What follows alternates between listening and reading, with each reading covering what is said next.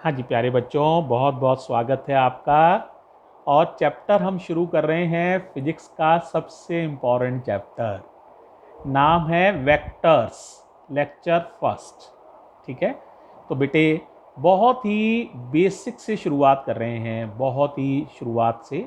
तो आप ध्यान से सुनिए सारे लेक्चर को, आपको बहुत अच्छे लगेंगे वेक्टर्स के चैप्टर के लेक्चर्स। तो देखो बच्चों, सबसे पहले देखो बेटे, जो फिजिकल क्वांटिटीज़ है ना, यानी फिजिक्स में जो क्वांटिटीज़ हैं, फिजिकल क्वांटिटीज़, उसको मैंने दो पार्ट्स में डिवाइड कर लिया है। कितने पार्ट्स में डिवाइड किया है? दो में। ठीक है, एक होती हैं क्वांटिटीज़ जिन्हें हम कहते हैं स्केलर क्वांटिटीज़, और एक क्वांटिटीज़ हैं जिन्हें हम कहते हैं वेक्टर्स। ठीक है, अब देखो बेटे जरा ध्यान से समझो मेरी बात को। मान लीजिए आप स्टेशन पर उतरते हैं और आपसे हम कहते हैं हमारा घर आना तो बहुत आसान है, बस स्टेशन से 1 किलोमीटर दूर हमारा घर है, आप आ जाइए। आप कहते हैं वेरी गुड। अब मेरा सवाल ये है बेटे, आप हमारे घर पहुंच पाएंगे? क्या कह रहे हो, पहुंच जाएंगे कि नहीं पहुंच पाओगे? हाँ बिल्कुल सही, अब सही जवाब दे रहे हो, नहीं पहुंच पाएंगे। क्यों भाई? 1 किलोमीटर चलना है ये तो मालूम है, पर किधर जाना है जब तक मैं ये नहीं बताऊं ईस्ट में 1 किलोमीटर है मेरा घर या नॉर्थ में 1 किलोमीटर है। आप 1 किलोमीटर किस डायरेक्शन में चलेंगे? बिना डायरेक्शन जाने सिर्फ 1 किलोमीटर जानकर आप मेरे घर नहीं आ सकते हो, आप कहोगे इंफॉर्मेशन इनकम्प्लीट है ये। तो प्यारे बच्चों, जो 1 किलोमीटर है ना, कितना चलना है, वो कहलाएगा फिजिक्स में मैग्नीट्यूड। क्या वर्ड है? मैग्नीट्यूड। ठीक है, तो और जिधर चलना है, जैसे ईस्ट की तरफ का मैंने चलना 1 किलोमीटर, तो वो कहलाएगा डायरेक्शन। तो वो फिजिकल क्वांटिटीज जिन्हें पूरी तरह से बताने के लिए मैग्नीट्यूड के साथ डायरेक्शन की भी जरूरत होती है, उन्हें हम कहते हैं वेक्टर्स। और जिन्हें सिर्फ मैग्नीट्यूड से ही पूरी तरह बताया जा सकता है, डायरेक्शन की कोई ज़रूरत नहीं है ना, उन्हें कहते हैं स्केलर। जैसे आपने मेरा ऑफिस देखा हुआ है, आप रोज़ाना आते हैं, मैं आपको कहूँ ठीक है यार 10:30 बजे सुबह, डेट वगैरह टाइम सब बता दूँ, ठीक 10:30 बजे मेरे ऑफिस आ जाना कल, है ना, कल की डेट बता दूँ, टाइम बता दूँ 10:30। तो आप ये नहीं कहोगे 10:30 ईस्ट में आना है सर, ये 10:30 वेस्ट में आना है। तो 10:30 अपने आप में कंप्लीट इंफॉर्मेशन है, 10:30 AM, है ना। तो वो आपको इसमें कोई डायरेक्शन जानने की ज़रूरत नहीं है। तो टाइम कैसी क्वांटिटी हुई? स्केलर। ठीक है, तो बच्चों स्केलर का मतलब इनमें सिर्फ किसकी ज़रूरत होती है? Only magnitude is required. Only magnitude is required, यानी इन्हें पूरी तरह बताने के लिए सिर्फ मैग्नीट्यूड ही बहुत है। लेकिन इनमें बेटे मैग्नीट्यूड के साथ साथ एक चीज की और ज़रूरत है, और वो चीज़ है डायरेक्शन। दोनों चीज़ें जब तक नहीं होंगी तब तक एक वेक्टर को हम रिप्रेजेंट नहीं कर सकते हैं। एग्जाम्पल भी थोड़ा बता देते हैं, वैसे तो बहुत डिटेल चैप्टर में आएंगे, लेकिन चलो अब एक कुछ एग्जाम्पल लिख देते हैं। जैसे बच्चों स्केलर के एग्जाम्पल बताओ, मास, वॉल्यूम, टाइम, और चलो भाई डिस्टेंस, स्पीड। ठीक है, mass, volume, time, distance, speed, work, energy, ठीक है, एटसेट्रा। बहुत सारे एग्जाम्पल हो सकते हैं।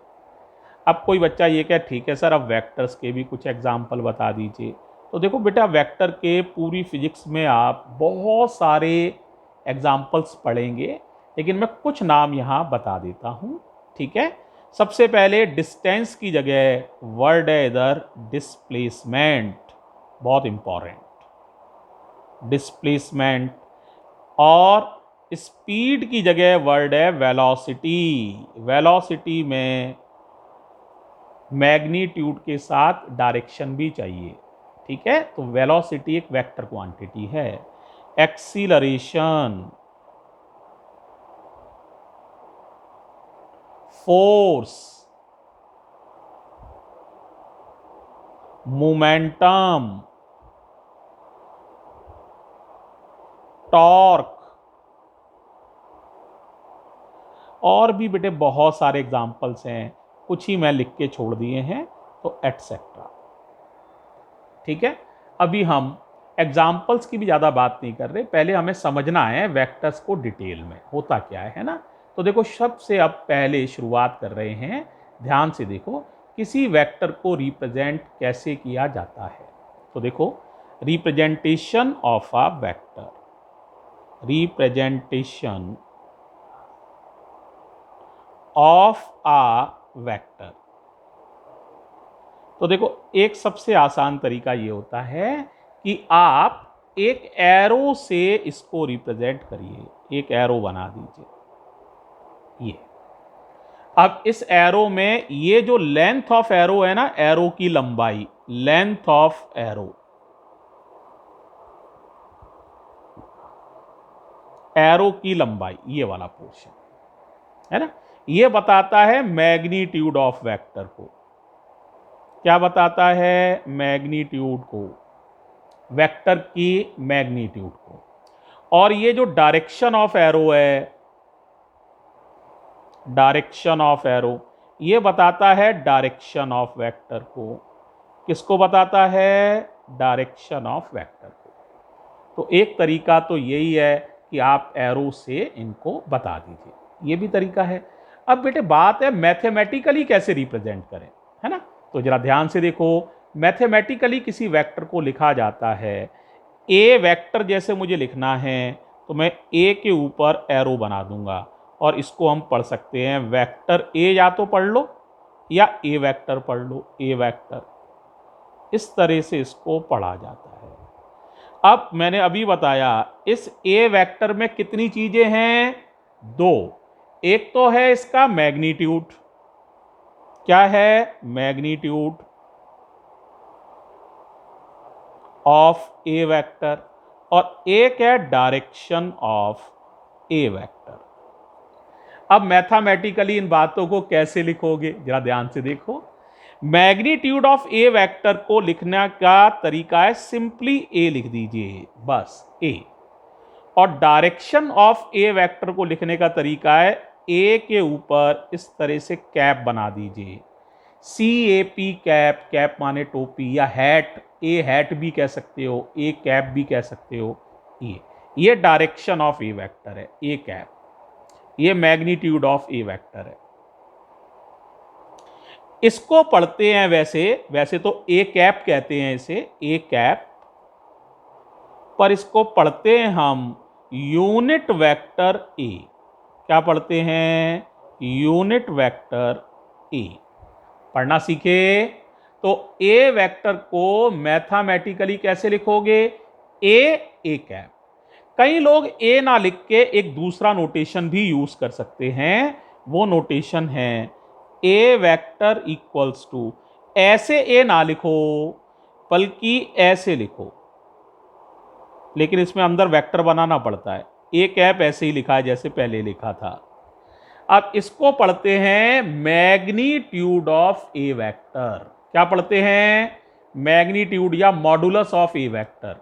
तो ये लिखा है A vector equals to modulus of A vector into A cap. A cap, और ए कैप का नाम होता है यूनिट वेक्टर ए। तो ये दो तरीके से आप ए वेक्टर को मैथमेटिकली लिख सकते हैं। क्या इतनी बात समझ में आ गई है? अब अगले पेज पे चल रहे हैं, जरा ध्यान से देखो, कुछ और बातें केयरफुली देखो बच्चों। तो देखो बच्चों, अब मैं बात करता हूं यूनिट वेक्टर के बारे में थोड़ी सी, है ना। तो यूनिट वेक्टर क्या होता है? बच्चों के दिमाग में आ रहा होगा ये यूनिट वेक्टर क्या है सर, ये बताइए। तो यूनिट वेक्टर अभी हमने लिखा था A vector equals to A cap. या ऐसे भी लिख सकते हो A vector equals to modulus of A vector A cap, जैसे आपको अच्छा लगे, दोनों ही तरीके ठीक हैं। अब बताओ ए कैप की वैल्यू क्या हो जाएगी, ये अपॉन में आ जाएगा, तो A cap equals to A vector divided by A.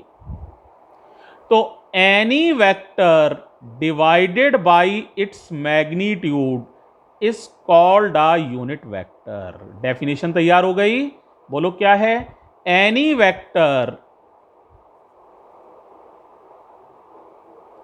Divided by its magnitude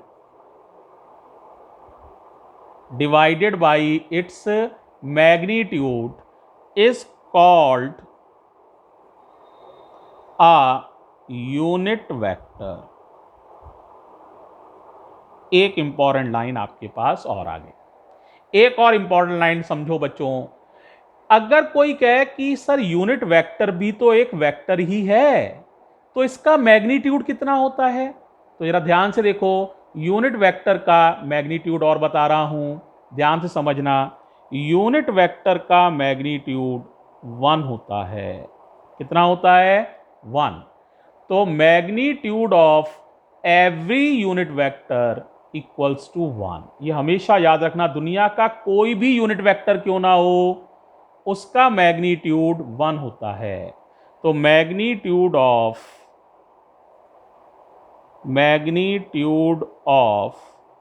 every unit vector is 1। ये दूसरी बात ध्यान रखोगे। तो यहां तक क्लियर हो गया। अब देखो बेटे, एक दो लाइन और रह गई है, ठीक है, या चलो अगले लेक्चर में उनका जिक्र करते हैं यूनिट वेक्टर के बारे में ही। तो देखो अगला लेक्चर और दे रहा हूं, इसको देखो जरा।